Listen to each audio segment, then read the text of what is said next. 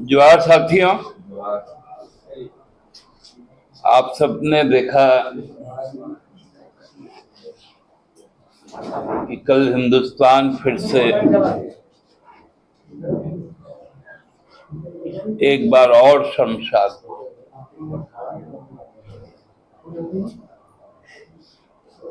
जब से भारतीय जनता पार्टी 14 के बाद जब से जिन जिन राज्यों में वो सत्ता पे आई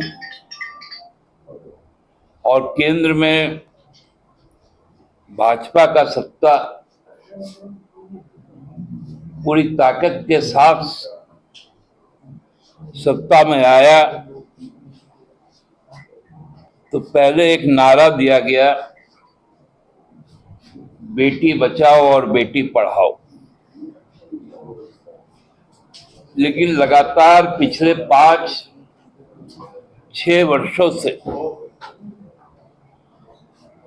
भाजपा का जो स्वरूप सामने आया है, जो बीजेपी का एक नया टर्मोलॉजी सामने आया है, वो है बेटी जलाओ पार्टी। ये केवल बालासोर का, उड़ीसा का उदाहरण नहीं है, ये उत्तर प्रदेश का भी है, ये जम्मू का भी है, ये बिहार का भी है, ये मध्य प्रदेश का भी है, राजस्थान का भी है, गुजरात का भी है और मणिपुर का तो है ही।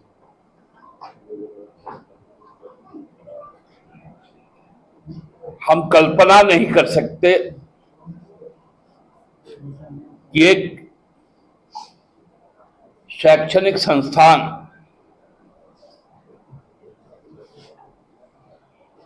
जहां शिक्षिका बनने के लिए, समाज में अच्छे सोच पैदा करने के लिए,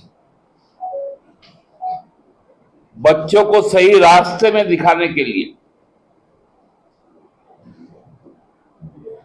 जो शिक्षक तैयार होते हैं, वो बैचलर ऑफ एजुकेशन या मास्टर ऑफ एजुकेशन के बाद ही तैयार होते हैं।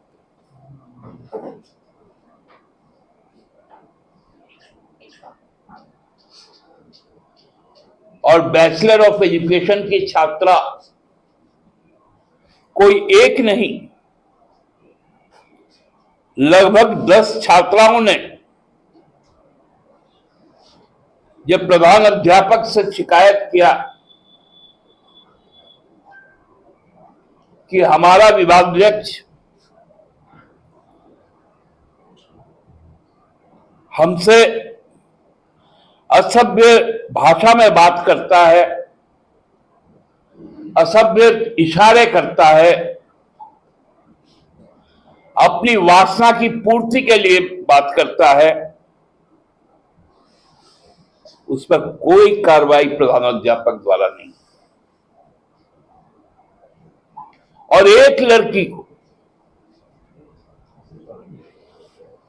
जो हम सबकी बेटी थी, देश की बेटी थी, उसी को दोषी ठहरा दिया जाता है। इसके खिलाफ छात्र आंदोलन में जाते हैं,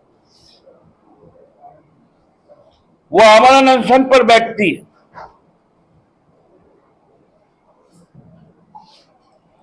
फिर से गुहार लगाती है प्रधानाध्यापक से। प्रधानाध्यापक क्या करते हैं? उसको और जलील करते हैं, और परिस्थितियां ऐसी उत्पन्न होती है कि वो आत्मदाह करने को मजबूर हो जाता है। यह साधारण घटना नहीं।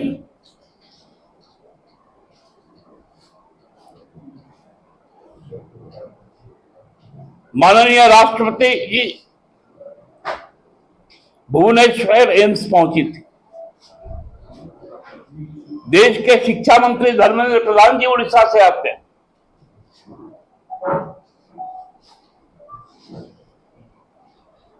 लेकिन होता क्या है, उसकी जान तो चली गई।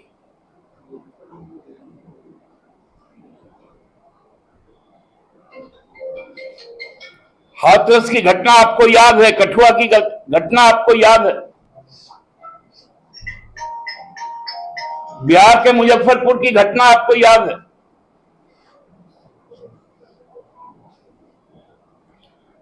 राजस्थान के सीकर की घटना आपको याद है।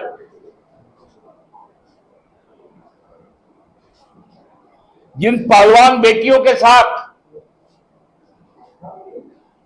असभ्य व्यवहार होता है, उस सांसद के खिलाफ कोई कार्रवाई नहीं होती, उसके बेटे को टिकट दे दिया जाता।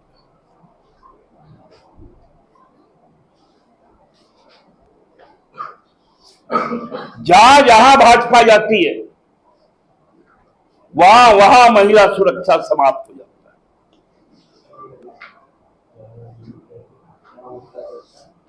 है। देश का गृह मंत्री रह चुका है चिन्मयानंद जी, उनके किस्से भी आपको मालूम है।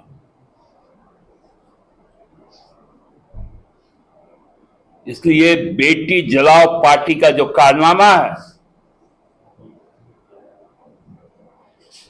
ये घोर चिंता का विषय है। ये साधारण विषय नहीं है।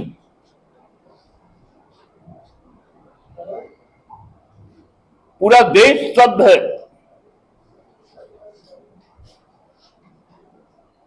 देश के लोग मर्माहत हैं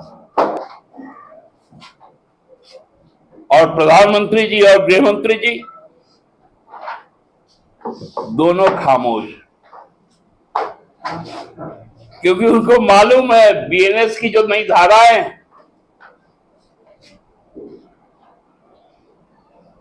सेक्सुअल हैरेसमेंट का धारा जो है वो 75, उसमें मात्र 3 साल का कैद।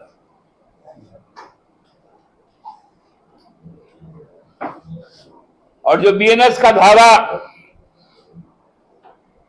18 कहता है, जो आत्महत्या को उकसाता है, उसके लिए केवल 10 साल का सजा है। ये दो महानुभाव तो इसके बाद 10 साल के बाद, 3 साल के बाद छूट जाएंगे।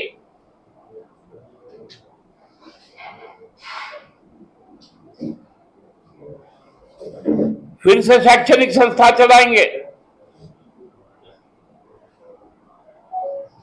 लेकिन शुभश्री को इंसाफ कौन दिलाएगा? गृह मंत्री जी को बोलना चाहिए। मोहनलाल मांझी जी यहां आके झारखंड कैसे अभी तक अपने पद पर, यहां पर बेटियां सुरक्षित नहीं, किसी पर कोई कार्रवाई नहीं होगा। इस घटना को की गलती को स्वीकार करने को कोई तैयार नहीं। केवल भारतीय जनता पार्टी को यह छूट है। आपने देखा होगा शिक्षण संस्थानों का, बीएचयू की घटना आई थी, विद्यार्थी परिषद से जुड़े छात्र गिरफ्तार हुए थे, भाजपा का कोई प्रतिक्रिया नहीं आया।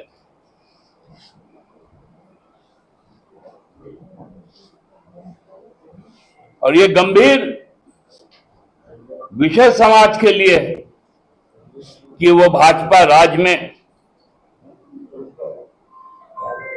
वो अपनी सुरक्षा किस प्रकार से करे। इसलिए हम सब अब भाजपा को, बीजेपी को एक नए नाम से आज के बाद से जानेंगे, और वो है बेटी जलाओ पार्टी। धन्यवाद। दादा, आप तो उड़ीसा का जिक्र कर रहे हैं, लेकिन ऐसा ही एक मामला यहाँ पर लातेहार का है, जहाँ पर संत जेवियर स्कूल में छात्राओं के साथ दुर्व्यवहार मोलेस्ट किया जा रहा है वहाँ के जो फादर है, स्कूल के जो प्रिंसिपल है, इस मामले में कोई कार्रवाई नहीं हुई, इस पर भी कुछ नहीं है। नहीं उस पर एक खबर दावा यात्रा से भी आई है, गर्ल्स हाई स्कूल में हिजाब लगाने को लेकर प्रिंसिपल के द्वारा नहीं उस पे सब पे लोगों ने कंगेंस लिया है और उस पे कार्रवाई हो रही है।